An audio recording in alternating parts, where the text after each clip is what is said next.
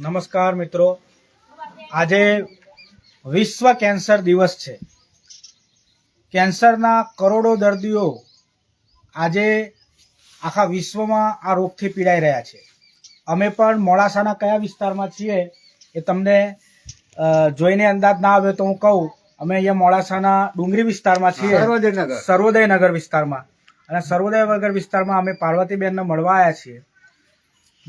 મહિલાઓમાં સ્તન કેન્સરનું પ્રમાણ, ગર્ભાશયના કેન્સરનું પ્રમાણ અને બીજા ઘણા બધા કેન્સરનું પ્રમાણ વધારે હોય છે.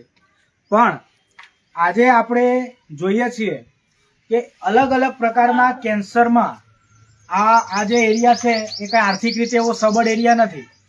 કેન્સરની અંદર એક જણને કેન્સર થાય એટલે આખો પરિવાર એમાં હોમાઈ જાય છે. આખા પરિવારને રીબાવવું પડે છે. એક જણના પાછળ આખા પરિવારની કમાણી ખર્ચાઈ જાય છે. તમે જોઈ રહ્યા છો કે આજે આપણે અહીંયા પાર્વતીબેનને મળવા આવ્યા છીએ, તો અહીંયા આપણે એમની જોડે જ વાત કરી અને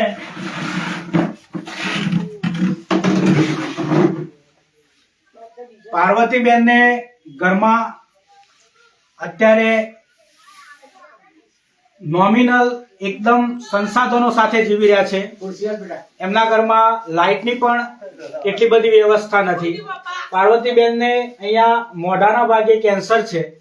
એટલે જે મહિલાઓને પણ એવું હોય છે કે ભાઈ અમને કેન્સર મોઢાના ભાગે ના થઈ શકે અમને, તો એમને પણ હું બતાવું છું કે મોઢાનું કેન્સર સૌથી પીડાદાયક હોય છે. તમારે કીમોથેરાપી ચાલુ કરાવી હતી? કેટલા કીમો લીધા? એમને 4 જેટલા કીમો લીધા છે. કઈ જગ્યાએ ચાલે? જોડી બેસો. અમદાવાદ કીમોથેરાપી ચાલુ છે. હિંમતનગર અહીંયાથી ત્યાં જવા આવવાનો ખર્ચો 500,000 રૂપિયા તો તમારે એમને વપરાઈ જાય ભાઈ. જવા બરાબર છે. ઘણી વાર એપ્રુવલ ના આવતું હોય, મને તો ખબર છે. 4 દિવસ એમને રોકાવું પડે છે. એપ્રુવલ ના આવે તો 4 દિવસ રોકાવું પડે છે. બરાબર. અને 4 દિવસ તમે વિચારી શકો કે આ તો પોતે મહિલા છે, એકલા જઈ ના શકે. એમના કોઈ સગાવાલા કે એમનો દીકરો કે દીકરી કોઈ જોડે હોય તો એક જણનો એવરેજ જમવાનો ખર્ચો આજે 100 રૂપિયાથી નીચો નથી એક ટાઈમનો. તો 2,000, 3,000, 4,000 રૂપિયા જો એ મૂકીને આવે, તમે વિચારો. જો એમનો અમે પહેલા ટેલિફોનિક વાતચીતથી ડિસ્કસ કરેલી કે એમનો 3,000 થી 4,000 રૂપિયા જાય એટલે ખર્ચો છે. બરાબર. એટલે મોઢાના કેન્સરમાં તો પીડાદાયક. આ તો એમનો સારી પરિસ્થિતિ છે. ઘણાના એવા મોઢાના કેન્સર છે કે જેની અંદર એમને ડાયરેક્ટ ફૂડ લેવાતું નથી, તો એમાં બહુ ઘણી એવી કપરી પરિસ્થિતિ થાય છે. એટલે જે લોકો સંપન્ન છે એમને પણ અમારે કહેવું છે કે તમે જે મંદિરોમાં દાન કરો છો બહુ સારી વાત છે અને હું પણ માનું છું, પણ અત્યારે આવા કેન્સરના દર્દીઓને આપણી બહુ જ જરૂર છે.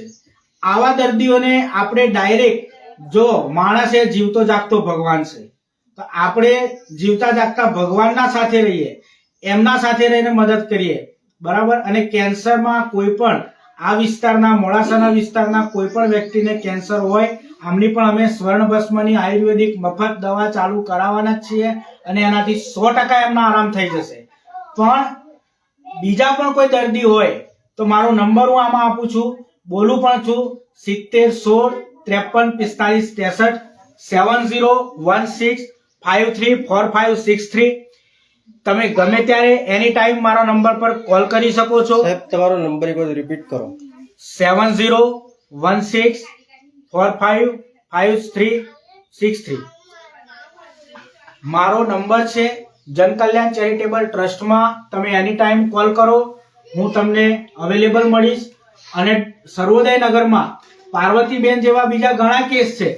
સાહેબ, અમે તો જોયું છે કે કેન્સર એ ઘણા લોકોને ઘરે ફળીએ આ રોગે ભરડો લીધો છે, પણ બહુ ખર્ચાળ રોગ છે.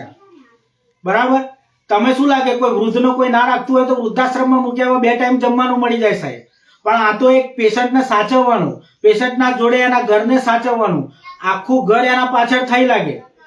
એટલે મારી હાથ જોડીને વિનંતી છે કે કેન્સર એટલે કેન્સલ નહીં પ્રોગ્રામને તમે બને એટલો સપોર્ટ કરો. અમારી ઇન્સ્ટાગ્રામ ચેનલ છે, અમારી આ ફેસબુકની ચેનલ છે, એને બને એટલું શેર કરો. શેર કરશો, અમારું પેજ પણ છે એને પણ શેર કરજો. મારું પોતાનું નચિકેતા રાજેન્દ્ર કુમાર પંડ્યા કરીને પેજ છે, એને પણ શેર કરશો. અને આજુબાજુના લોકોની પણ સિમ્પથી બતાવો. ભાઈ આ કેટલી મહિલાઓ આજે પાર્વતીબેન માટે આવીને ઊભી છે.